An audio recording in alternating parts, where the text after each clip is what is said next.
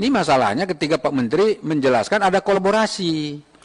Misalnya ini Pak Ketut nih, dia punya asuransi BPJS kan, bukan kartu BPJS.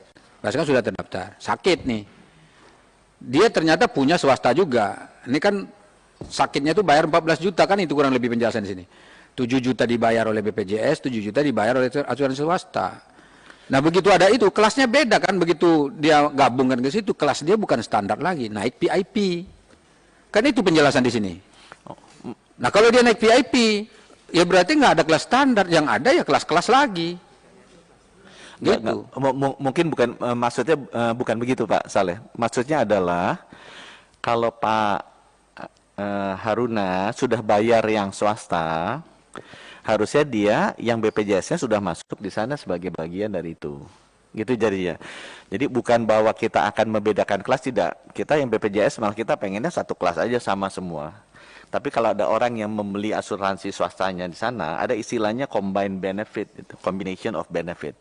Jadi benefitnya bisa digabungkan sehingga yang bersangkutan tidak usah bayar 2 kali. Yang sekarang kejadian adalah ada inefisiensi karena kalau dia beli swasta misalnya, oh itu cover pilek-pilek juga, dia beli BPJS, yang bersangkutan bayar juga cover untuk pilek. Nah itu yang sebenarnya dikombinasikan.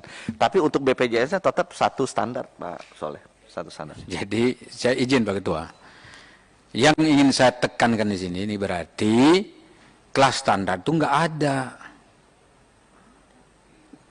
Ya kelas standarnya itu hanya berlaku di BPJS kan. Begitu dia digabung dengan yang swasta, akhirnya nggak ada artinya itu kelas standar. Orang akan tetap nggak ada itu Pak Menteri yang mau. Misalnya kalau dia punya duit pakai BPJS kelas standar itu. Artinya apa? Artinya nanti di Indonesia ini akan ada sekelompok orang itu yang memang dia tetap nggak mau pakai kelas standar, tetap aja dia. Yang terjadi kan sekarang begini juga nih. Yang kelas 3 dia pakai cicilannya kelas 3 tuh. Begitu dia sakit naik kelas 2, kelas 1, benar nggak? Bahkan rumah sakit tuh, gitu kita datang dia bilang yang kelas 3 full, ditolak. Kalau mau naik kelas 2 atau kelas 1, nah itu baru diterima. Berarti kan yang terjadi itu. Jadi ini sama dengan teori yang tadi yang dijelaskan oleh Ibu Ine tadi itu, agak susah. Ini nggak masuk Pak Menteri. Makanya perlu dirumuskan lagi. Ini rumusan ini menurut saya nggak tepat. Mungkin saya menjelaskan kurang bagus Pak. Kami di Kemenkes mendukung BPJS itu kelasnya standar. Tapi kalau ada orang lain ingin membeli asuransi swasta, itu haknya dia. Kita tidak larang, yang bersangkutan boleh.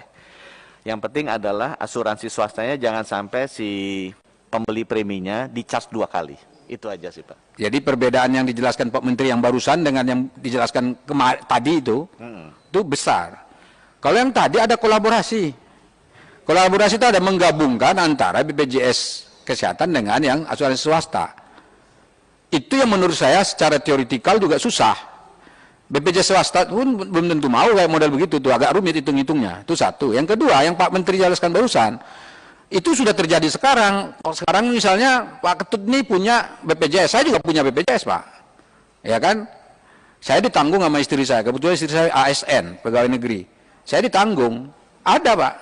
Tapi kalau misalnya saya punya asuransi swasta, memang ada, tapi tidak kolaborasi. 2 hal yang berbeda, pelayanan BPJS Kesehatan dengan yang ini gitu.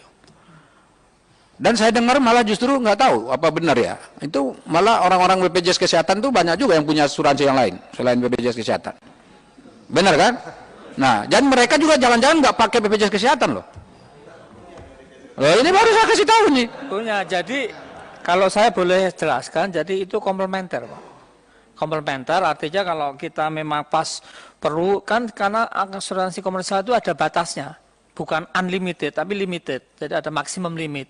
Nah itu kita pakai BPJS kalau dalam kondisi seperti itu.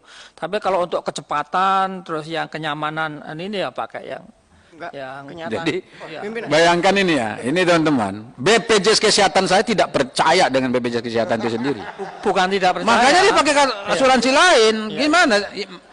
Ini yang saya katakan sebentar, Prof. Ini sebentar dulu. Ini saya lihat udah mau ngidupin mic aja. Sebentar dulu. Tapi ini kan fakta dan ini saya sudah tahu beberapa waktu yang lalu bahwa ternyata BPJS pun punya asuransi lain.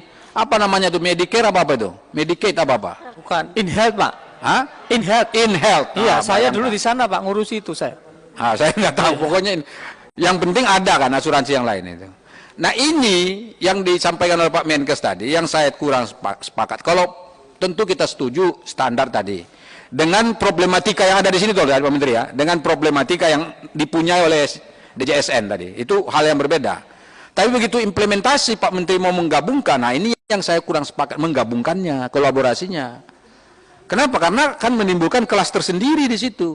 Tapi kalau misalnya dia punya BPJS, lalu dia punya yang swasta, ya silakan saja, nggak ada masalah. Tapi tidak akan menaikkan kelas dia.